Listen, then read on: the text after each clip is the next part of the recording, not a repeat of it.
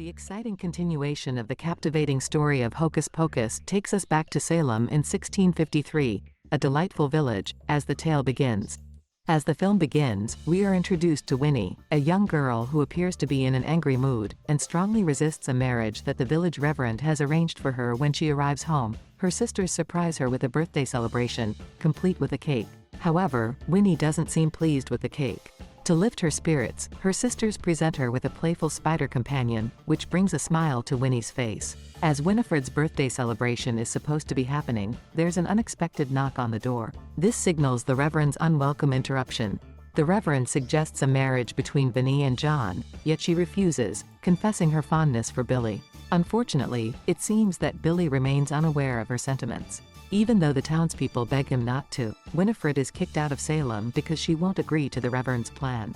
In a bold getaway, she and her sisters find safety in the mysterious hidden woods. There, they come across a strange witch who gives them access to a special book.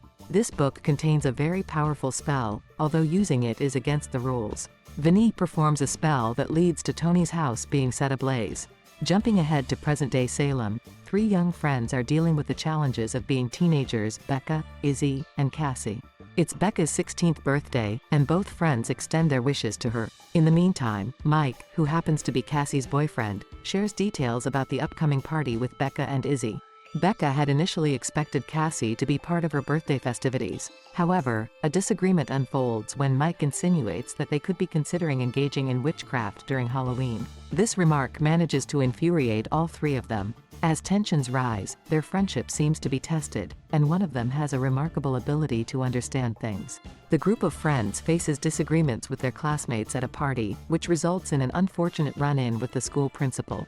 A mistake involving magic makes the rift between the girls even worse, and things get more tangled when an unexpected announcement adds to the complications.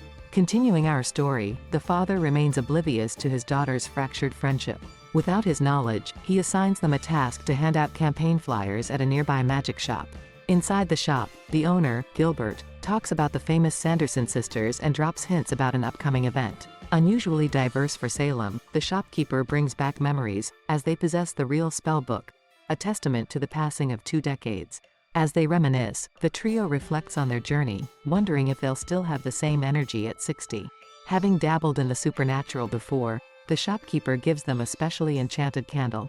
They venture into the woods and light the candle during a 16th birthday ritual. Amidst their chants, they manage to summon the absent third member in spirit. The ritual takes an unexpected twist as the candle refuses to go out, flickering even when drenched in water. A spooky voice fills the air, bringing a haunting presence. With a sudden flash, the trio appears before them, emerging from the earth like enchanted toadstools. This surreal encounter transitions seamlessly into a spirited, Elton John-inspired musical rendition of "The Witch is Back," signaling the tale's musical comedy element. The witches confront the bewildered friends, explaining their intent to share their secret for eternal youth, attained through nefarious means. A crafty diversion unfolds as the lead friend deceitfully reveals their true age of 40, confessing their past acts of life siphoning.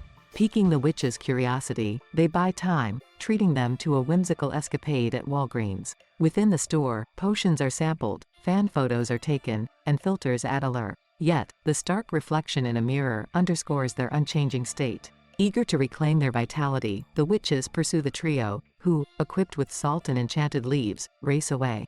Armed with these protective tools, the friends embark on a daring escape, evading the relentless pursuit and plunging further into the labyrinthine enigma.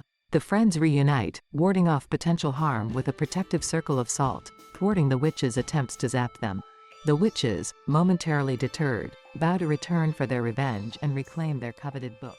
Making their way to the magic store, the young women realize that the shopkeeper was the source of the very catalyst that summoned the Sanderson sisters, the black flame candle. Events unfold rapidly as the witches apprehend the duo, imprisoning them in the store's basement. However, a revelation emerges when the museum's curator intervenes, recognizing the true nature of the witches and the gravity of the situation.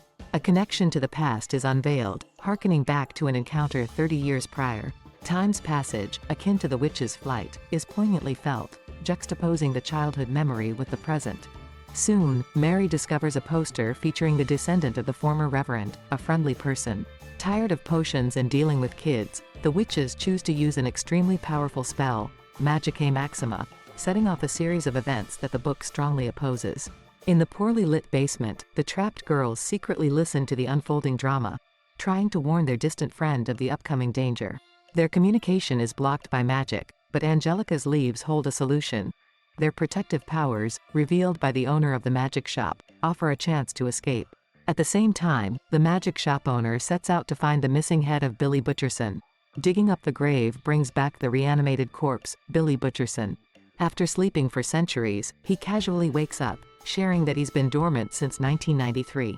Continuing the tale, Billy Butcherson reveals the Sanderson sisters' resurgence to his former confidant, recounting the eerie details of their return. However, the recipient remains resolute and unfazed, brushing off the unsettling news, and adamantly denying any involvement with the enigmatic witches. In a display of nonchalance, the recipient casts aside the notion of being entangled with the supernatural, steadfast in their conviction. In a poignant moment of reflection, Billy shares a revelation, disclosing a single, deceptive kiss he shared with Winifred, a stark contrast to the elaborate tale of a passionate romance spun by the sisters. The story delves into the differences between Billy's desire for revenge and the witches' determined quest for unmatched magical control. The tale grows more fascinating as we see that the witches' dark desires haven't faded over time. Fueled by an unending hunger for power, the three witches daringly sneak into the busy town square during an exciting Halloween celebration. While everyone is having fun and laughing, their spooky presence creates a strange contrast to the happy atmosphere. As the contrast between light and darkness becomes clearer, a mysterious supernatural undertone becomes more prominent. We witness a subtle but impressive magical event during a divination session, where one of the girls' hands starts glowing with an otherworldly light. This odd magical occurrence raises questions and curiosity, suggesting that she might have hidden magical abilities. The team starts a grand musical performance, blending memories and pace with lively dancing and singing. Amidst this show, a feeling of contentment fills the air, finding a delicate balance between honoring the past and introducing new ideas. A dance of happiness and recognition sets the mood, bringing joy to the audience. The witches, eager for a title they believe they deserve, experience an unexpected result in a competition, sparking their anger. Amid celebration and laughter, their quest for control turns into a chaotic dance, capturing the spirit of the festivities. Elsewhere, the estranged friends come face to face with the friend they've lost touch with, aiming to warn her of approaching danger. Tempers rise due to unresolved issues, only to be interrupted by the sudden return of the Sanderson sisters. A quick escape follows, shrouded in secrecy, as the characters seek safety from imminent danger. Meanwhile, the mayor's adventure at the festival takes a funny twist, ending with the loss of a beloved candy apple. As the sisters focus on their target, a dangerous confrontation unfolds. Becca skillfully negotiates with the sisters, using a timeless strategy to delay their harmful plans. Meanwhile, three friends successfully create a perimeter of salt encircling the witches, shielding them from the influence of witchcraft. On the other hand, Gilbert ultimately attains possession of Bill's head. As the mayor returns home, he unexpectedly encounters the Sanderson sisters. Seeing them in their distinctive attire, he briefly contemplates the possibility of them being performers who had taken part in Cassie's recent party. In a rather awkward moment, he tries to extend his hand for a friendly greeting, only for Cassie and her friends to arrive, diverting his attention and preventing the handshake. Amidst the chaos, as Izzy and Becca unlock the true potential of their newfound artifact, their determination drives them to devise a clever strategy to eliminate the protective salt barrier that entraps the malevolent trio within the magic shop. With a blend of quick thinking and ingenuity, they decipher a forgotten incantation etched into the artifact's surface, causing the salt ring to dissolve, much to the surprise of the trapped witches. As the protective barrier dissipates, the three witches emerge from the dispersing salt, their malevolent presence once again casting an eerie pall over the scene. The trio wastes no time and swiftly seizes upon their opportunity, capturing Cassie with swift and calculated movements, prompting a heart-stopping pursuit by Izzy and Becca. The tale shifts to a dark forest. Within its depths, the individual who triggered the significant spell stands. In the forest, Gilbert has the list of ingredients needed for the spell. He gathers all the items, but unexpectedly, Winnie hurls him a great distance away. They are encircled by unique and concealed ingredients, each positioned with care for a potent enchantment. Meanwhile, Becca and Izzy reach there. Becca notices the unfolding scene and enters. Her magical capabilities begin to radiate a bright glow in her hands, adding an air of wonder and intrigue. The fight between the bad three witches and Becca gets intense. Two of the witches suddenly gain new powers to shoot magical energy from their hands. This magical energy makes bright lights in the forest. As the magical battle continues, the forest feels like it's shaking with the clash of powerful forces. It's a fight of magic and determination, not just ordinary things. Amid the swirling chaos, the eldest witch takes center stage in a climactic standoff. After the ocean calms down again, the magical forces gather once more. Becca, the young witch, who has embraced her newfound powers, calls upon the magic book, and it willingly joins her. Following their instincts, they discover an important part of the Maximus spell, a hidden warning that holds a dark secret. The friends understand that the spell comes at a great cost. They might have to give up something really important, like their strong bond with each other. As they face each other, they start using their magical powers in a breathtaking battle. A protective shield surrounds the friends, showing how strong they are.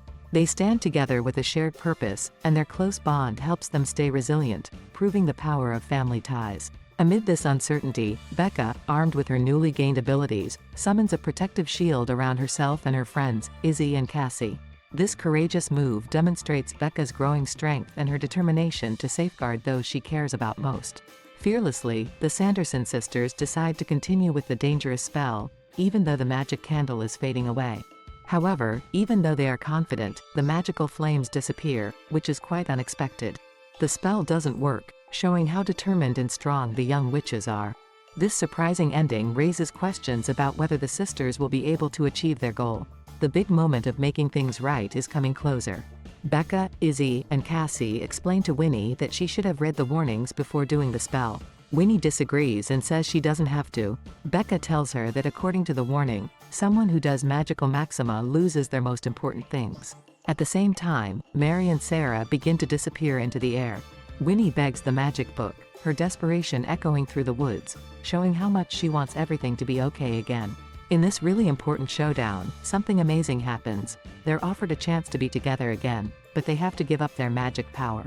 The sisters have to make a big and important decision, and it's not just about what they want. The magic book opens, showing them a way to make things better. Magic, love, and giving up something important all come together especially, guiding them to a magical reunion that feels almost unreal. A quick and fading disappearing thing surrounds the oldest sister. She's starting her last journey to be with her sisters again. A captivating scene makes the bad witches seem more like real people, adding surprising feelings and sadness to the story. Billy Butcherson also becomes part of this wonderful story, disappearing and leaving behind a sad but important memory. The chapter closes with Gilbert, the magic shop owner, symbolizing change and leaving a unique mark separate from the Sanderson family history.